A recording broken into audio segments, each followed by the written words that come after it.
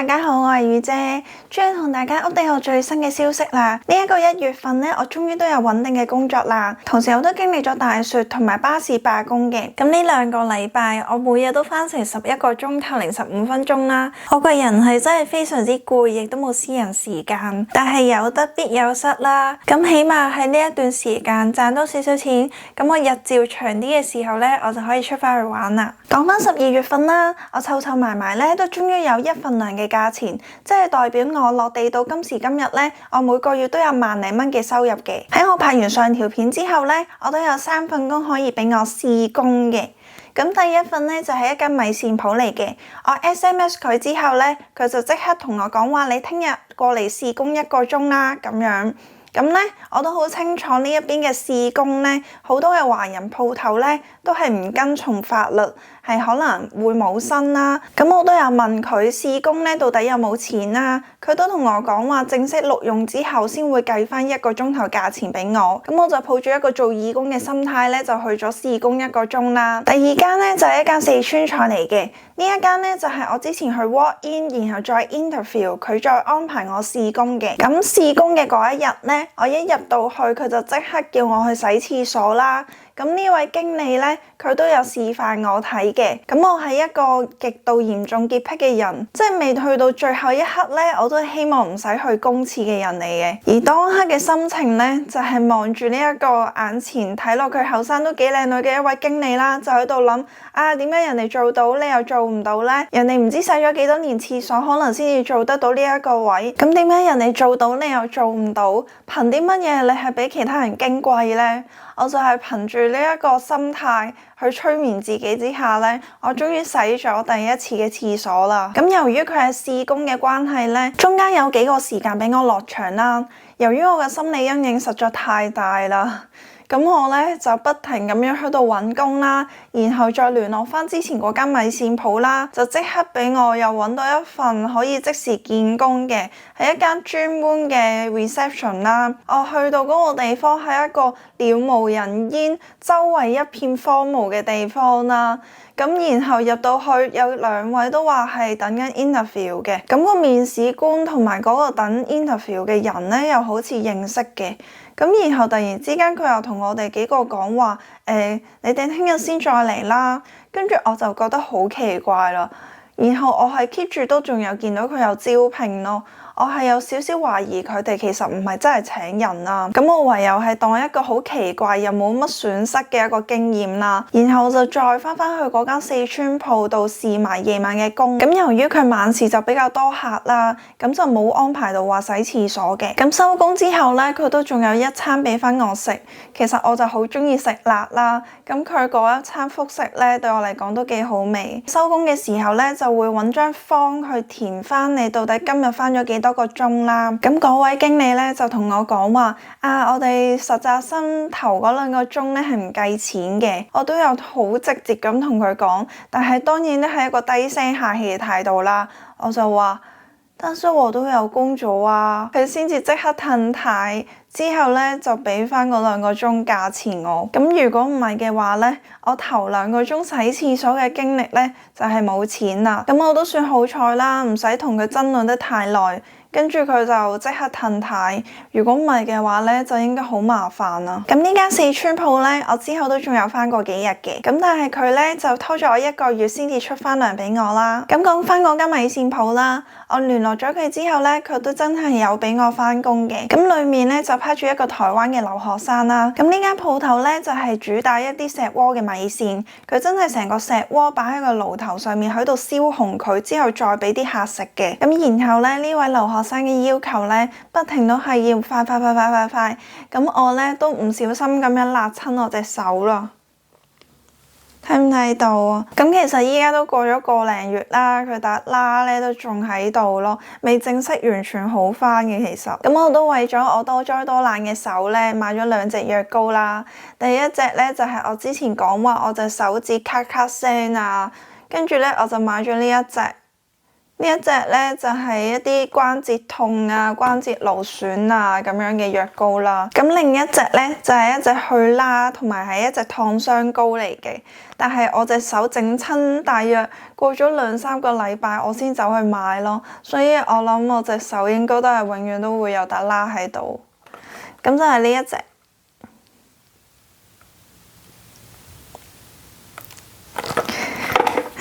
咁然後咧，平安夜同埋聖誕，我都有幫呢一間米線鋪返工啦。咁我喺呢一間鋪頭咧，一開始都係唔需要洗廁所嘅。我係有見到呢位留學生咧係要入去洗手間，我就懷疑佢係要洗廁所啦。咁因為佢係 full time 嘅關係咧，我就覺得呢一個後生仔都好犀利啊，咁樣都可以忍耐到。跟住咧，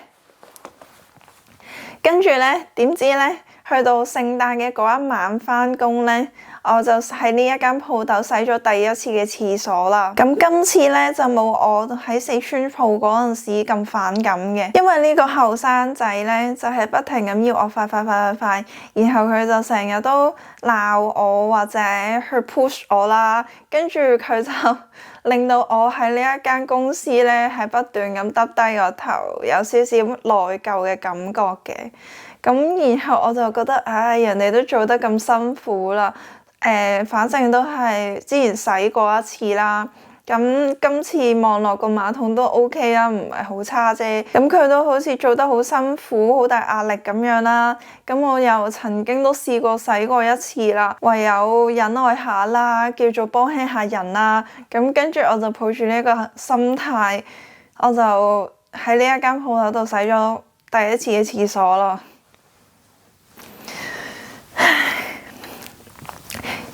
跟住再之後有一日咧都洗過一次嘅，但係我見到有少少嘅污漬咧，我就扮自己洗咗，然後我就掉頭走咗啦。對我嚟講係真係有少少過唔到自己嗰一關咯。我之後再同人哋傾偈嘅時候先知道，原來台灣喺佢哋中學嘅時候就已經要輪流洗廁所噶啦。咁難怪佢哋嘅接受程度係會比我大啦。但係其實呢啲經歷咧唔係我第一次洗廁所嘅。咁喺我15歲嘅時候，仲係半工讀嘅階段。咁我就有返過一間畫室啦，主要咧都係教啲小朋友去畫畫啦，附帶埋咧就要清潔埋個洗手間嘅。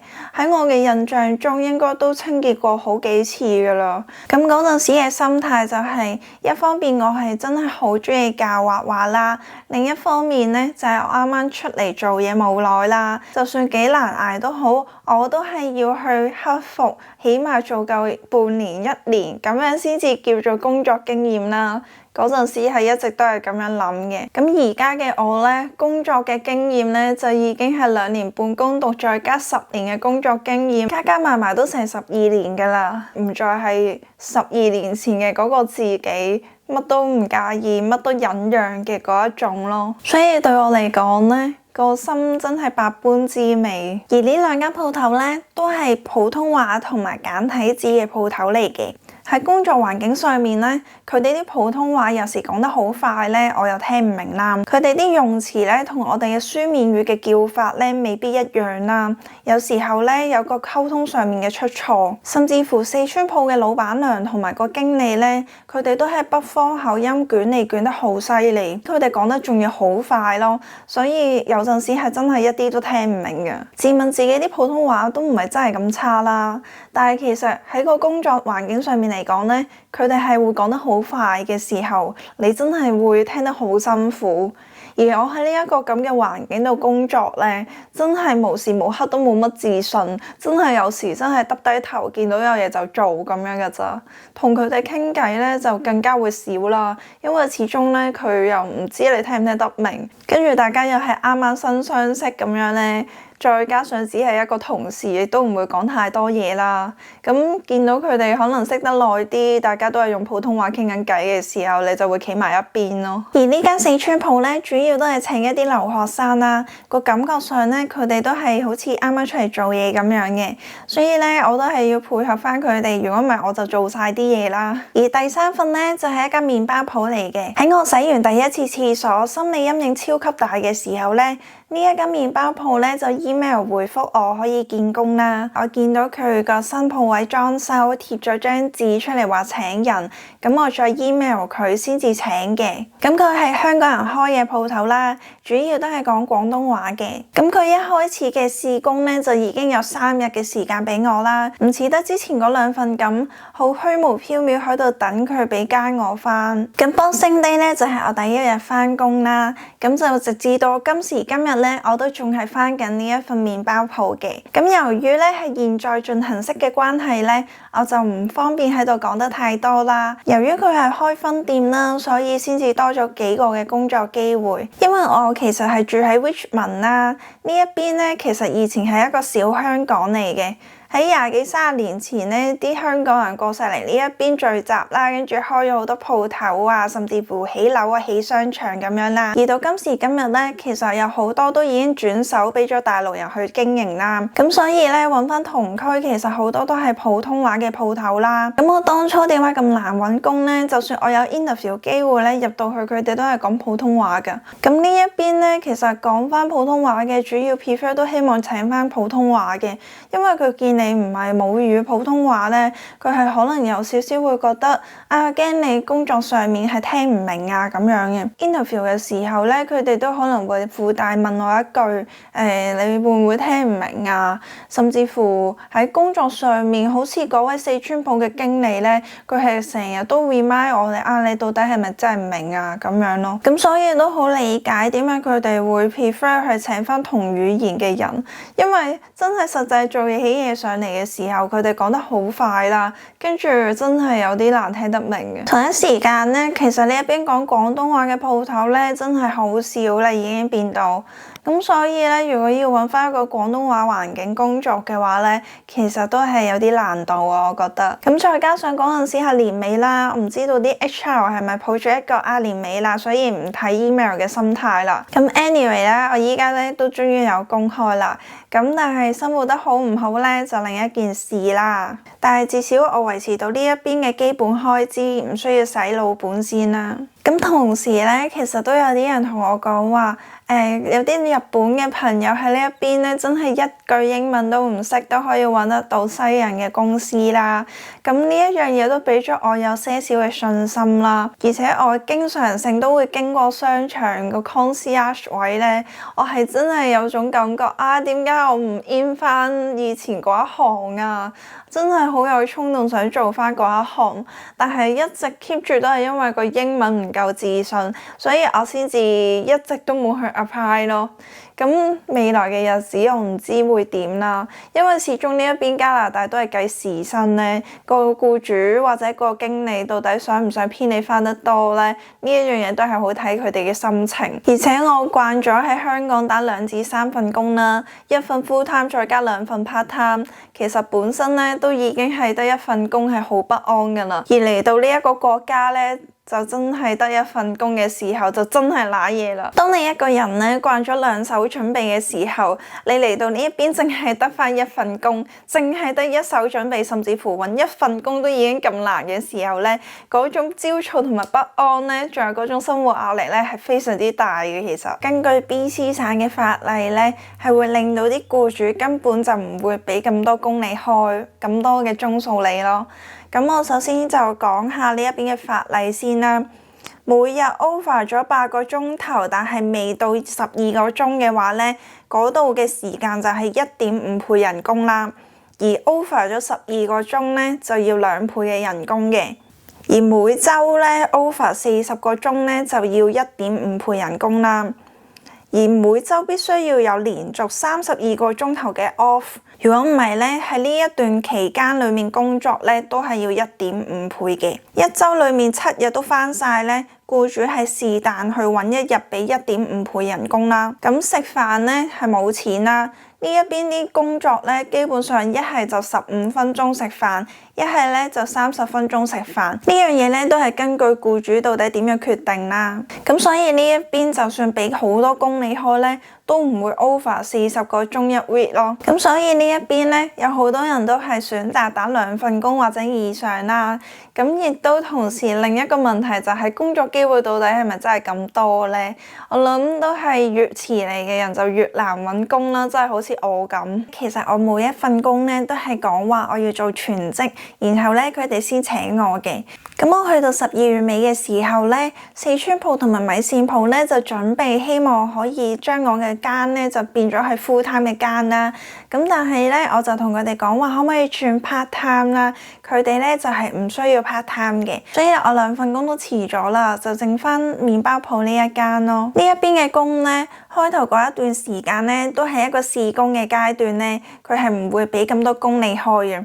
所以呢，我就喺12月嘅時候喺呢3份工不停咁梅花間竹，可能朝頭早返呢一份，夜晚就返嗰一份，咁樣湊湊埋埋之下呢，我先至有1份糧嘅價錢。咁而呢一邊嘅飲食業呢，基本上中間呢一定有2至3個鐘嘅落場時間啦，然後呢 tips 係有機會係現金出糧嘅。咁時薪呢，就一定係最低工資啦。我第一份嘅酒樓工呢，其實喺溫哥華係好出名嘅一間鋪頭，係超級忙碌啦。咁裡面呢啲 tips 同埋有利是呢，個人工其實加埋係好高㗎。咁當然啦，佢哋要求都好高啦。但係如果做得到落去，慢慢升嘅話呢，有人用半年嘅時間呢，就已經可以升到我嘅 double， 即係代表係揾緊3至4萬蚊嘅港紙咯。點解我一開始就係衝住侍應去做呢？就因為知道呢一邊嘅侍應加埋埋呢，人工係好高啦。而喺我嘅認知嚟講呢，侍應生呢係應該 serve 客人啦。如果你洗完個洗手間，然後再俾啲食物我嘅話呢，我係會覺得好污糟㗎。但係冇辦法啦，外國就係呢一個風氣。除咗飲食業之外，其他嘅細鋪頭仔裡面，如果有個洗手間嘅話呢，都係有機會要員工輪住嚟洗廁所嘅。咁呢一樣嘢真係好睇你間公司到底會唔會再去俾多嚿錢去請清潔，或者會請一個外判嘅。咁基本上呢邊嘅公司呢，有好多都唔會願意花一嚿咁樣嘅錢。咁我都有聽過一啲 case 係連 office 呢都係要輪住嚟洗廁所嘅。咁所以喺外國呢，其實真係要有一個心理準備，係有機會要洗廁所咯。同族請返同種同語言嘅人，其實係好平常嘅事情。呢一邊嘅流動性唔大，亦都唔似香港咁魚唔過塘唔會肥，咁所以形成咗呢一邊嘅華僑有好多都係可能1份工打10幾年至到20幾年不等，再加上人工大家扣完稅之後，其實個落差唔會太大。同時呢一邊嘅工作模式、制度、思維都係比較接近70至到90年代嘅做法，做到最後一秒先走得。Beefing 冇錢，要用公餘嘅時間去背晒所有嘅 product。而呢邊做飲食呢，更加希望你係一入到去就已經上晒手咯。一個新人入到去一間公司，對啲擺位各樣嘢都未熟習嘅時候，甚至乎去點樣拎嗰嚿嘢嘅力度都仲未去 handle 到嘅時候，呢啲嘢都係需要慢慢浸出嚟，熟能生巧。一入到去一間公司，冚冚聲就已經熟習晒所有嘢呢，我相信應該都係要做嗰一行做咗一段時間，先至可以做得到呢件事咯。對我嚟講呢，我離開咗飲食業真係好耐啦。呢一個職業呢，係我10幾歲嘅時候嘅職業嚟。嗰陣時嘅自己呢，去到一間新嘅環境裏面呢，就真係可以好容易就冚冚聲就上晒手，一入到去就上手。我係曾經有呢一段時間嘅，咁但係我放低咗呢一行實在太多年啦。即係我去到一間新嘅鋪頭裏面呢，係有少少霎下咁樣，都有時真係冇辦法，因為太耐冇 run 過呢一樣嘢，你個身體呢都仲未去適應到。而甚至乎呢，麵包鋪呢一樣嘢就係對我嚟講根本就係我未做過嘅一件職業添啦。咁但係呢 touch wood 講呢，咁我入到去呢啲手腳都尚算快嘅。呢樣嘢真係有賴我前公司嘅一啲速度訓練啊。苛刻、壓榨、奚落、攻擊，憎人富貴嫌人貧，呢啲唔多唔少都係一啲華人根深蒂固嘅思維，而呢一啲咧喺 haters 同埋華人公司上面咧，絕對係有機會感受到嘅。對我嚟講咧，我出嚟做嘢咁耐咧，我最怕咧就係一啲啱啱出嚟做嘢，或者就係做咗好耐嘅老屎忽，而呢兩樣嘢咧，喺加拿大嚟講咧，係遇得最多嘅。首先要講下我對未來幾年嘅一個計劃啦。咁我嚟加拿大咧，如果有幸嘅話咧，就應該係會留3年左右嘅時間啦。我自己就係 prefer 1年去一個省嘅。我嘅目的地咧就第一站係溫哥華，第二站係多倫多，第3站咧就想去卡加利嘅。咁呢一樣嘢咧，我都抱持一個可變性喺裏面，咁所以咧我都唔係好肯定自己會唔會真係確切咁樣係呢一個時間就會跳啦。咁但係對我嚟講咧，我係一定要去晒呢3個地方去嘗試下生活嘅。咁第二樣嘢咧，就希望自己可以入到籍啦。然後咧，我就會去環遊世界，將我當年去歐洲嘅環歐嘅經歷放大至全世界。咁呢一個咧就係我真真正正嘅人生目標啦。而當我環遊完世界之後咧，我係會返香港生活嘅。因為我父母都會喺香港啦，所以咧我都好希望可以同佢哋 keep 住繼續生活落去。而我自己咧就覺得趁後生仲有機會去闖嘅時候，就梗係要去闖啦。咁點解當初我會揀嚟加拿大咧？係因為佢嘅移民政策非常之放寬啦。咁我對比咗其他嘅國家之後咧，加拿大嘅時間係最短啦，而且佢嘅可變性咧亦都冇咁大，所以咧我就揀咗過嚟呢一邊啦。咁由於我係冇 Stream B 嘅學歷啦，咁對我嚟講咧 Stream A 呢一個 Diploma 嘅課程咧，係比起我原先嘅一個學歷咧就好啲啲嘅。咁所以咧對我嚟講，可能我抌咗10幾萬出嚟。然後咧，我係真係有讀書多一個叫做好少少、好睇少少嘅一個學歷啦。咁雖然都係冇咩特別噶啦，講真嗰句，有邊個會覺得 diploma 係一個學歷啊？咁但係對我嚟講，係比起我自己本身係好少少，咁就已經係好啲啲啦，係咪？咁第二樣嘢就係我可以有機會嚟呢一邊 try 一 try 啦，得就得，唔得就返去。呢一樣嘢咧係我一直以嚟嘅想法嚟嘅喎，咁但係我嚟到加拿大之後，我就梗係唔會咁容易放棄啦。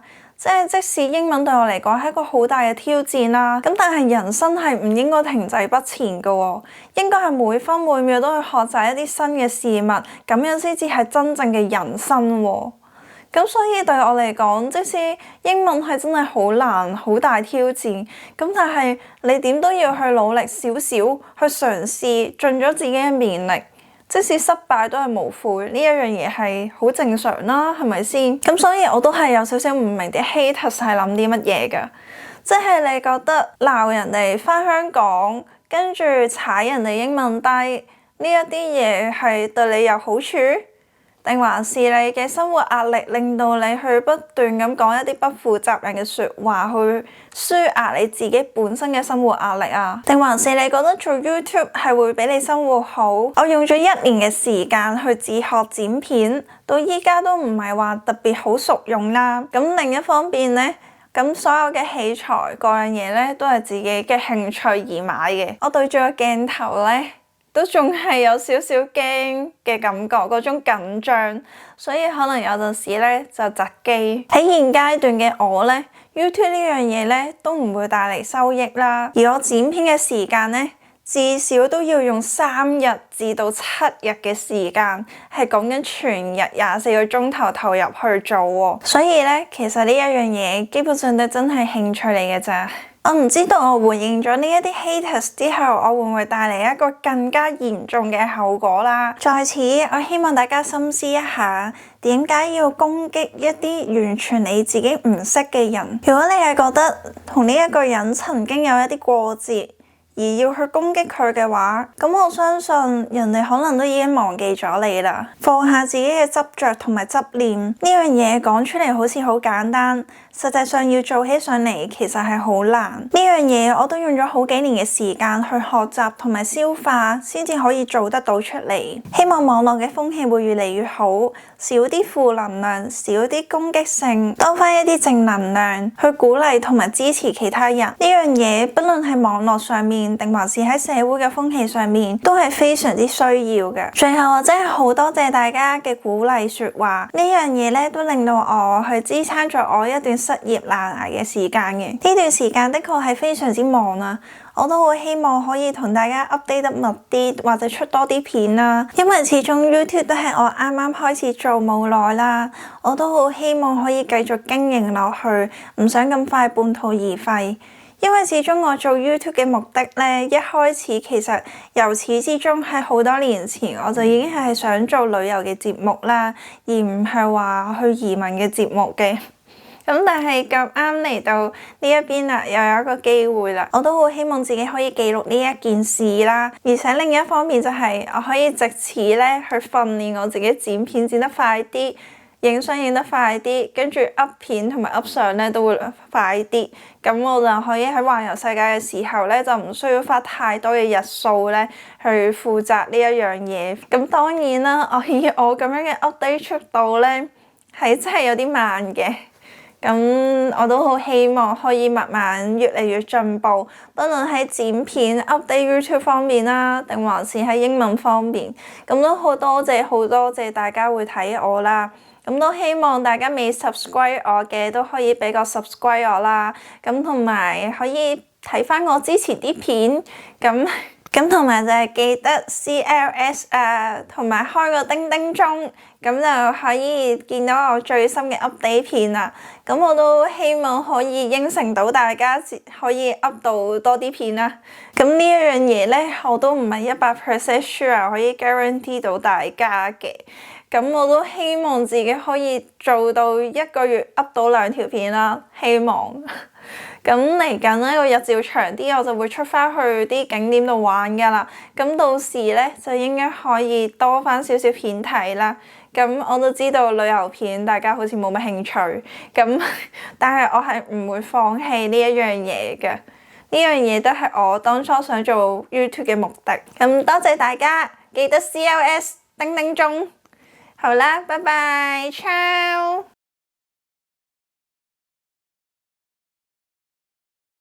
其實能夠有一個機會可以去外國嘅生活，其實係一個好好嘅經歷嚟嘅。所以對我嚟講呢，就算呢一邊再困難、再痛苦都好，都係我人生經歷嘅一部分。而我嘅人生由細到大都唔係一帆風順，甚至乎喺我前半生係幾乎每一日都係喺痛苦之中活過。即係我人生做過咁多年嘢，返過無數個行業同埋工作，去每一個地方都係一個小小嘅經驗值，去體會到唔同嘅人去做嘢嘅方式啦，每個環境有啲咩唔同啦，甚至乎都有嘢學得到嘅。而我嘅壓力來源都係嚟自儲錢，儲唔到錢嘅話呢，就冇得環遊世界，就係咁簡單。所以我一直都去到抗商緊呢邊人工低。其實如果你冇一個儲錢嘅壓力，或者冇一啲人生大嘅目標嘅話，你餐揾餐食其實都唔緊要㗎。咁總之你夠生活，其實你可以享受你每分每秒嘅一啲花草樹木啊，自己嘅環境啊都得㗎。只不過係咁啱我嘅負擔就係來自我嘅目標啫。